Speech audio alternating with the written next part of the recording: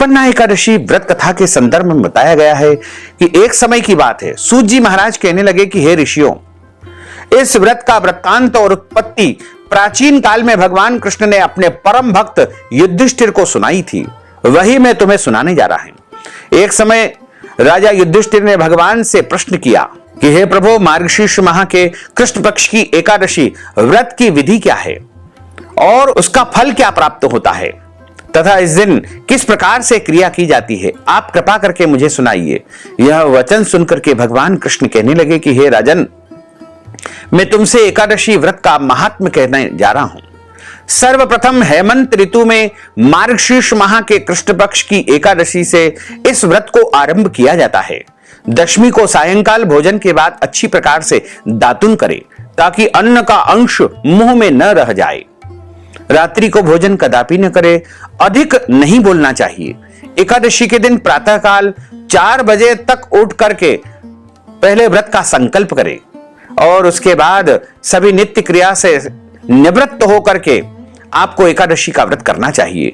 चोर, पाखंडी, परिस्त्रीगामी, निंदक, मिथ्याभाषी तथा किसी भी प्रकार के पापी से वार्तालाप बिल्कुल न करे। स्नान के बाद धूप, दीप, नैवेद्य आदि से 16 प्रकार से भगवान का पूजन अर्चन करे। रात को दीप दान करे। रात्रि में सोना या प्रसंग नहीं करना चाहिए। भजन कीर्तन करना चाहिए। जो कुछ पहले जाने अनजाने में पाप हो गए हों उनके लिए क्षमा याचना करनी चाहिए।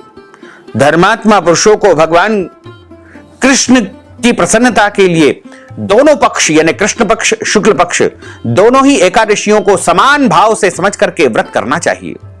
जो मनुष्य इस विधि से एकादशी का व्रत करते हैं उन्हें शंखोद्धार तीर्थ में स्नान करके भगवान के दर्शन करने से जो फल प्राप्त होता है वह एकादशी व्रत के 16वें भाग के समान नहीं है। व्यतिपात के दिन दान देने का लाख गुना फल होता है, संक्रांति से 4 लाख गुना तथा सूर्य एवं चंद्र ग्रहण में स्नान दान से जो पुण्य प्राप्त होता है वही पुण्य एकादशी के दिन व्रत करने से मनुष्य को सहज ही मिल जाता है।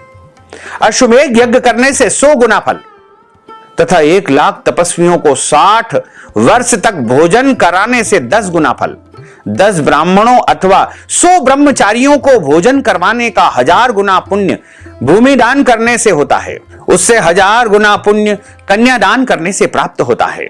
उससे भी 10 गुना पुण्य विद्या दान करने से होता है। विद्यादान से 10 गुना पुण्य भूखे को भोजन करवाने से प्राप्त होता है।